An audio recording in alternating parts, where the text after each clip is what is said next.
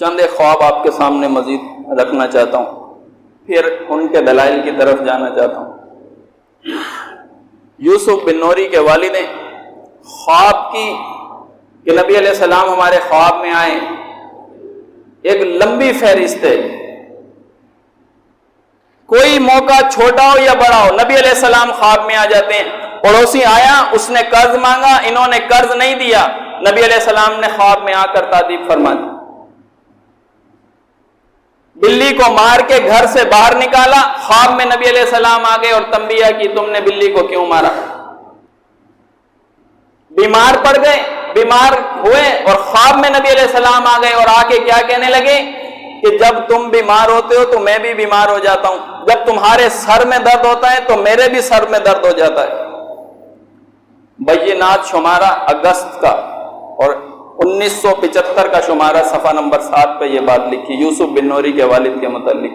اب یہ چھوٹی شخصیتیں علماء کی فہرست کے اندر ایک طرح یہ علماء جمہور ہیں، عقائد ان سے لیے جاتے ہیں، ان کی بات پر اعتماد کیا جاتا ہے، جم غفیر ان کے پیچھے چل رہا ہے، اور ان کا عقیدہ کیا ہے، ان کا نظریہ کیا ہے، اور کس طریقے کی باتیں یہ عوام کے اندر پھیلا رہے ہیں۔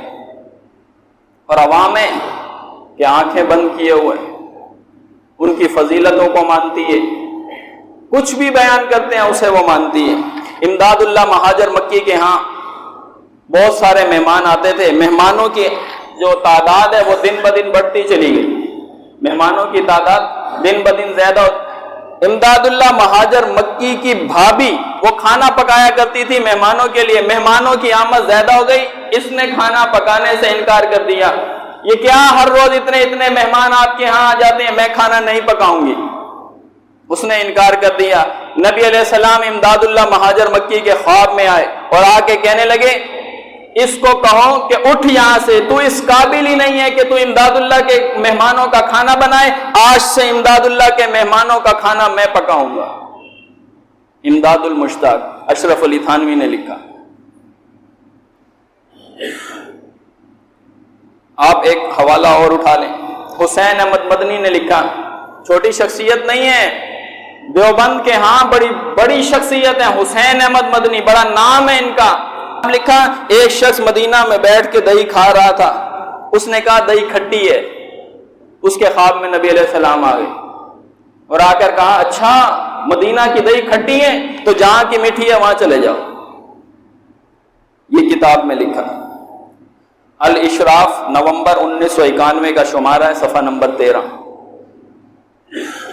مفتی شفیع عثمانی نے لکھا، کہتے ہیں ایک عارف باللہ تھا، عارف باللہ کہتے ہیں اللہ کو پہچاننے والا، عارف باللہ۔ اب شفیع عثمانی کوئی نہیں جانتا اسے، چھوٹی شخصیت ہے، یہ عام گلی محلہ کا کوئی مولوی اور کوئی پیر اور اس نے کتاب میں لکھ دیا ہو، نہیں، مفتی شفیع عثمانی بڑا نام ہے ان کا۔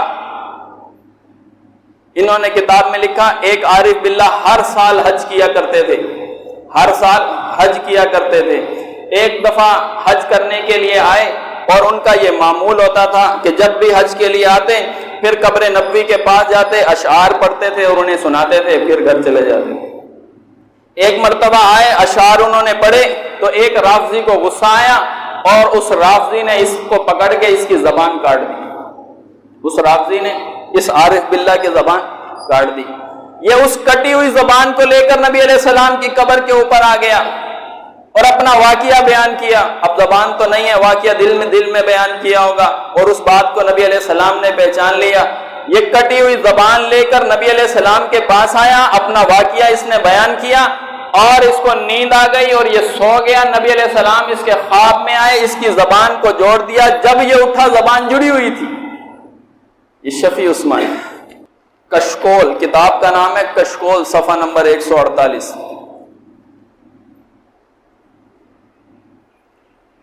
یہ علماء کے عقائد ہیں، کوئی دیوبندی ہے، کوئی بریلوی ہے، کوئی اہل حدیث ہے، کوئی شیعہ ہے یا مرزائی ہے، ہر کسی کے خواب میں نبی علیہ السلام آ رہے ہیں۔ چھوٹا چھوٹا مسئلہ ہے، نبی علیہ السلام خواب میں آ رہے ہیں، لیکن نبی علیہ السلام کا جس کے ساتھ قریبی تعلق تھا، وہ جو نبی علیہ السلام کے جان نثار صحابہ کرام تھے، اتنی مشکلوں میں آئے، اتنی پریشانیوں میں آئے، بعض مرتبہ سر جوڑ کے فیصلے کرنے پڑے آپس کے اندر، کہیں رہنمائی دینے کے لیے نبی علیہ السلام خواب میں نہیں آ رہے۔ نبی علیہ السلام سے پوچھا گیا، اے اللہ کے نبی، عورتوں میں آپ کس سے سب سے زیادہ محبت کرتے ہیں؟ فرمایا عائشہ سے۔ اس کے خواب میں کبھی بھی نبی علیہ السلام نہیں آئے۔ فرمایا مردوں میں سے کس سے سب سے زیادہ محبت کرتے ہیں؟ فرمایا اس کے باپ ابو بکر سے۔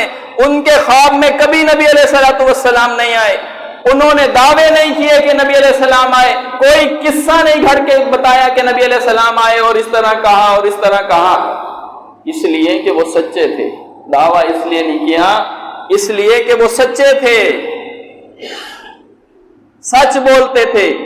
قرآن ان کی ایمان کے اوپر، ان کی صداقت کے اوپر مہر لگاتا ہے، اس لیے انہوں نے کوئی دعویٰ نہیں کیا۔